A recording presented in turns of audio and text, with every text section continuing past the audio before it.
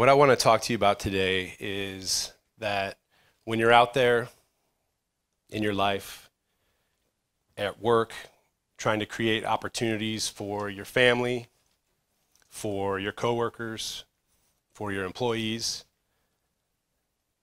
don't forget to keep an eye out for those opportunities that are hiding for yourself.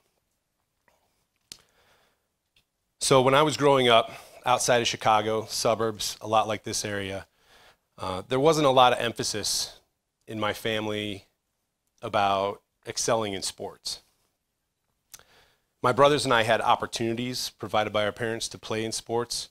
We played soccer and baseball, basketball, but that was about it. There was no drive from the family to excel there. And that didn't seem like a problem at the time. But as I got older, and I had friends and family members who had experience playing on high-performing high school teams, and some of them even went on to play in college. Hearing their stories about their experiences made me really feel like, I had missed out on something important in that part of my life. And I really wished that I'd been able to have those experiences as well. So fast forward a bit, it's early in 2015. I'm living in this area. I'm married. I've got a couple of young, beautiful kids. And I am working in a job where I am traveling almost constantly, about 80%. I was essentially not involved with my family, effectively between Monday and Thursday of almost every week. The worst part of the week for me was Sunday evenings, because I knew at some point, sorry with you guys here, my son was going to come up to me, tears in his eyes, and beg me not to go.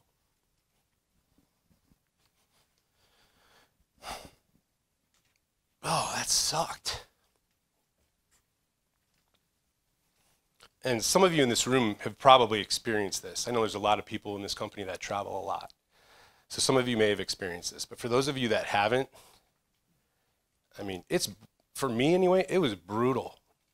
I had this kid that I love just begging for me to stay. And I was effectively telling him to suck it up week after week. And then I'd leave for 3 or 4 days and let him deal with it.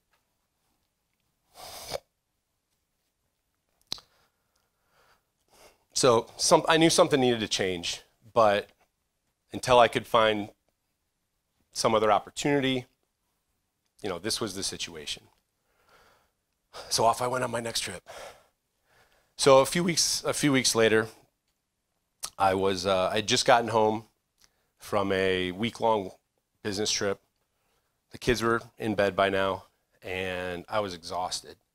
All I wanted to do was sit down, have a beer, watch the Blackhawks game, and just relax.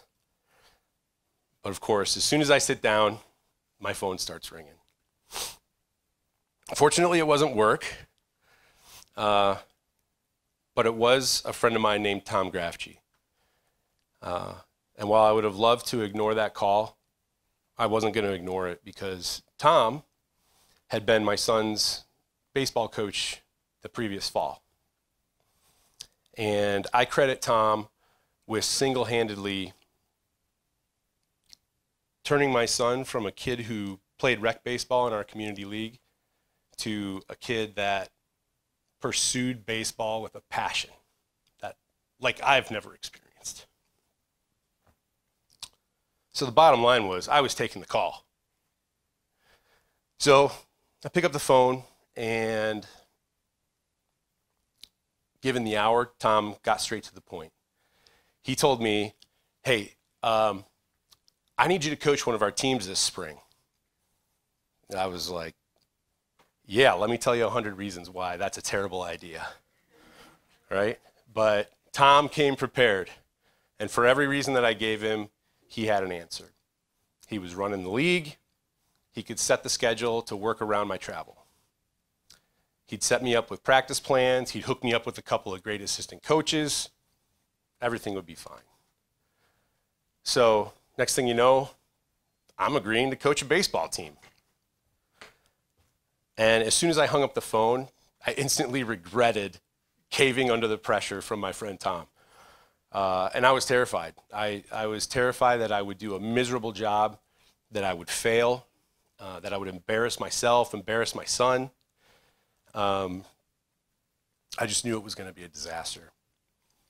So, I mean, this was 8U baseball, so you're probably sitting here going like, dude, it's an 8U Little League baseball team. Settle down. How bad can it be?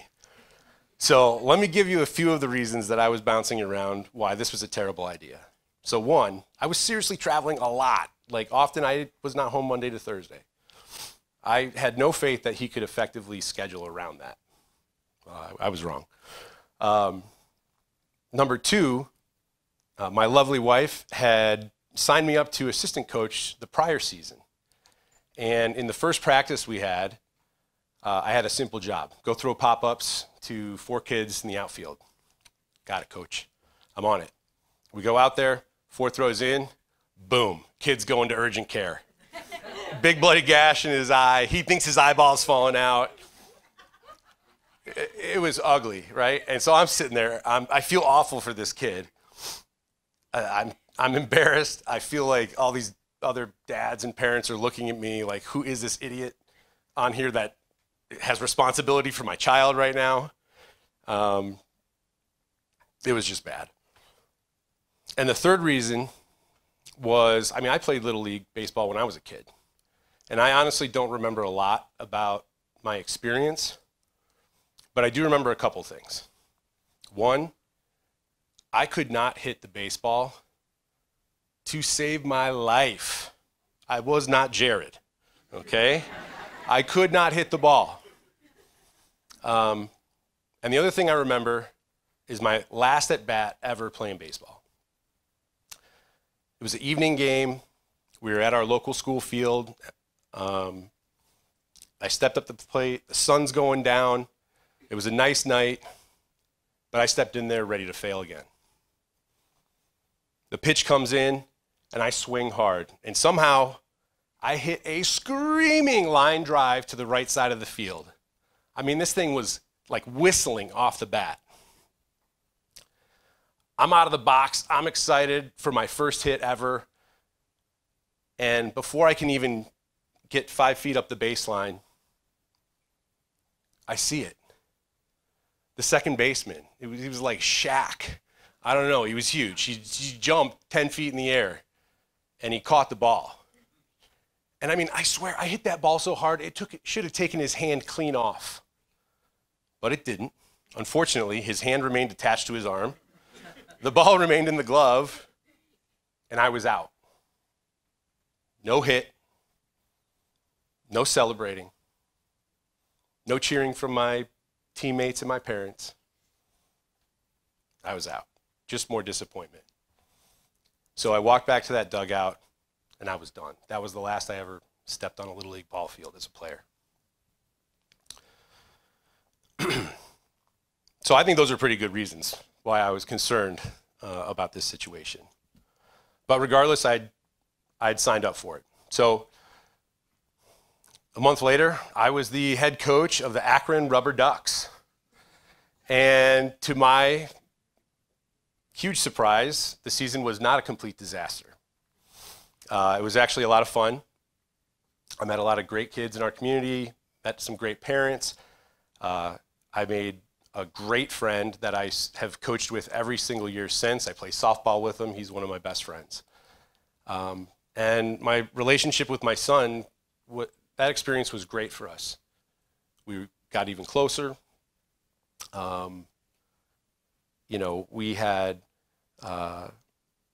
we'd gotten to experience things that a lot of people don't get to.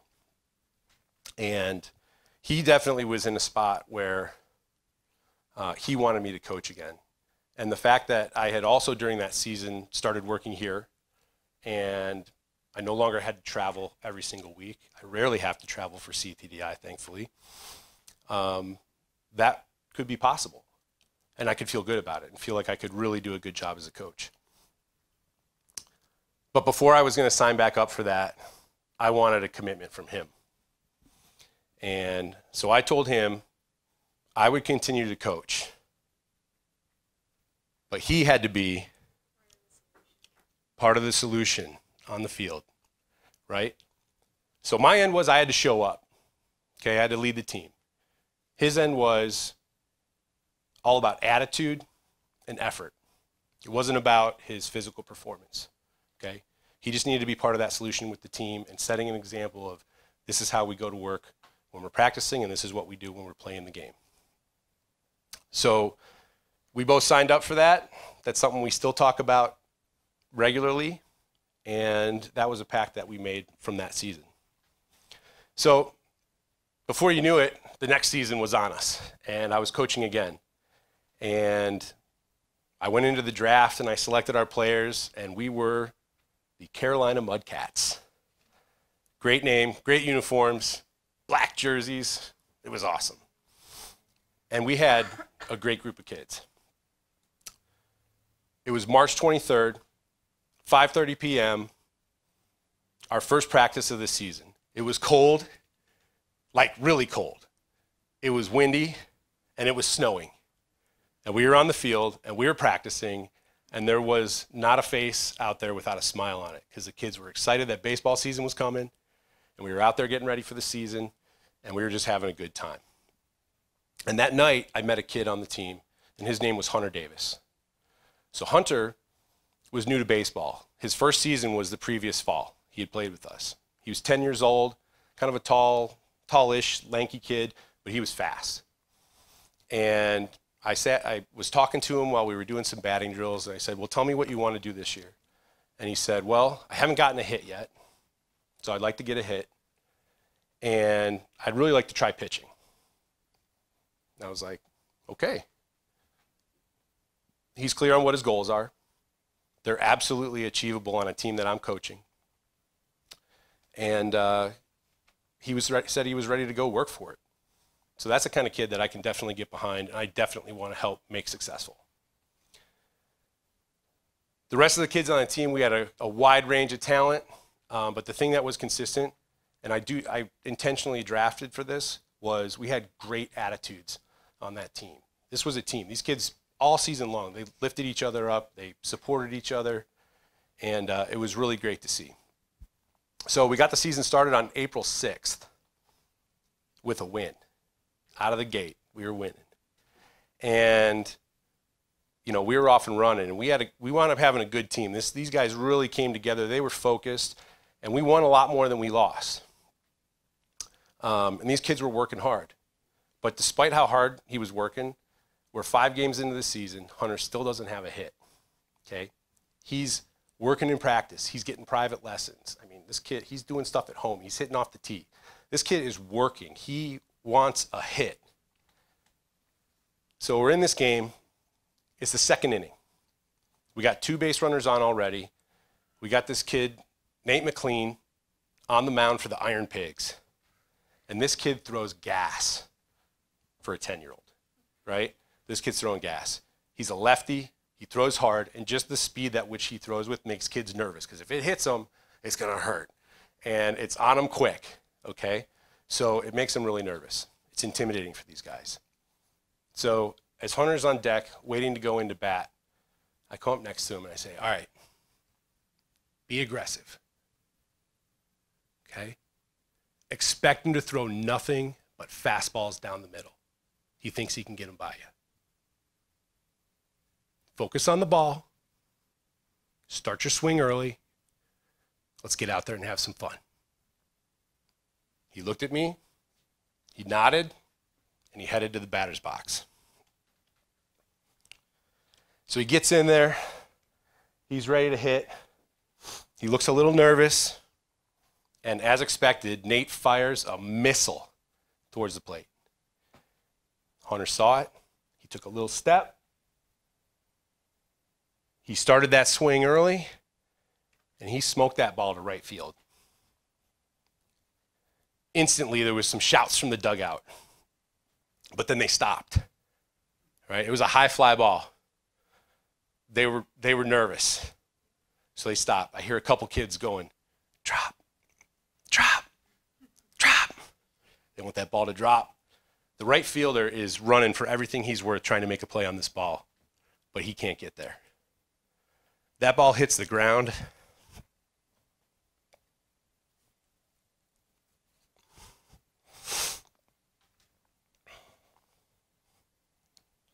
It was nuts in that dugout. Hats were flying. Everybody was yelling. Kids were literally climbing the fence of the dugout to get on the field. We had a runner on second base. He should have scored. But when the play was done, I'm looking at third base. He's standing on the base. I'm like, what's up? Well, instead of doing his job and running, he was jumping and cheering for his teammate who just got his first hit. So I can't be too upset with him too. I was doing the same thing, right? But it was awesome. It was awesome to be a part of that. So the half inning finishes out, the third out happens, and Hunter comes trotting off the field. And as soon as he gets off the field, his teammates just mob him, right? His helmet's off. They're messing up his hair. They're slapping him on the back. They're cheering for him, right? They're so happy for him. Meanwhile, I'm over here, and like something else completely is going on. I'm like, what is this? Emotions? Are these tears in my eyes? Like, I'm seeing Tom Hanks going, there's no crying in baseball. Right? I'm like, I turn around, I'm like, you got to lock it up. Lock it up. I turn back, and these guys are letting Hunter up for air. And I walk over to him, and I give him a high five, and I say, great job. The hard work's paying off. And he said, thanks, coach. Flashed a huge smile. And he was out on the field to play his defensive position.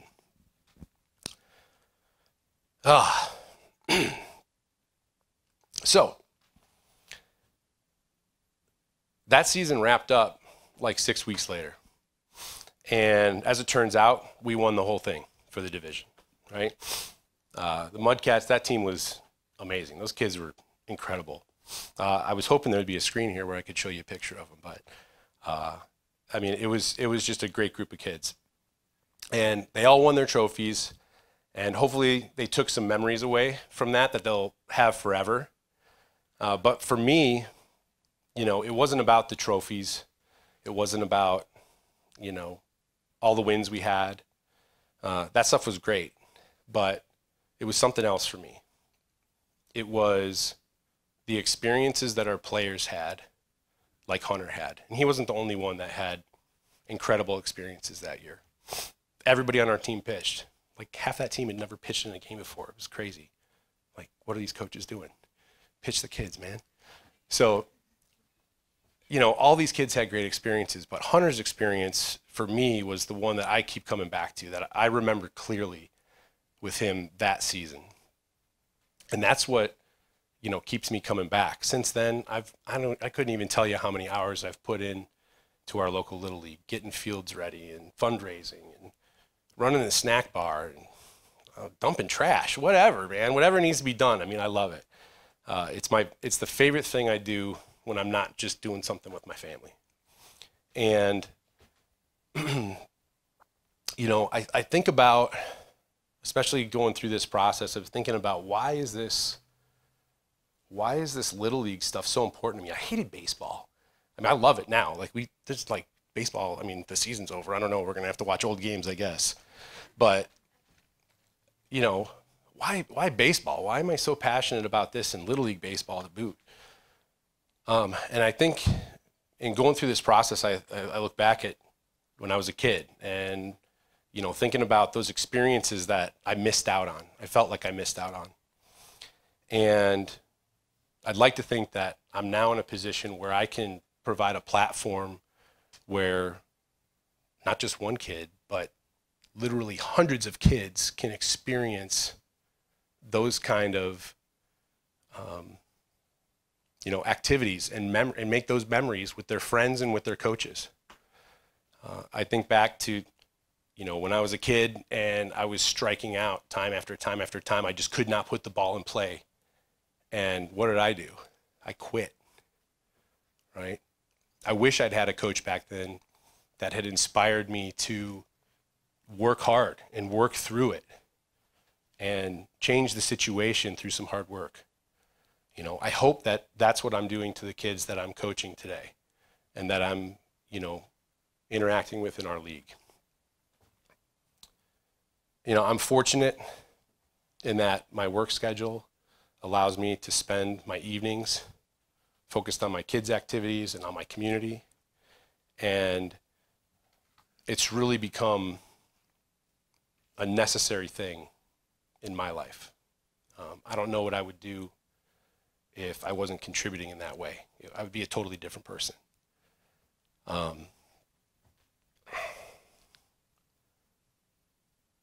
It's important to me, that I'm giving back. And, I think about baseball and teams, and every player needs, 10 or 11 teammates that are going to go out there and play with them, and they're going to pick them up and are going to help them and cheer them on. And that's what makes a team. And I think, sometimes, like life, it's, we're raising kids. We can't always do it ourselves. We need other people out there to help provide those experiences and those platforms for our kids to do things that help them want to lead lives of meaning. And I hope that's what I'm doing here. So remember, when you're doing those things and trying to create opportunities for your business, for your employees, for your family, your kids, make sure you're looking out for those hidden opportunities that you might not realize are there, because I said yes to one 4 years ago and it's completely changed my life. Thank you.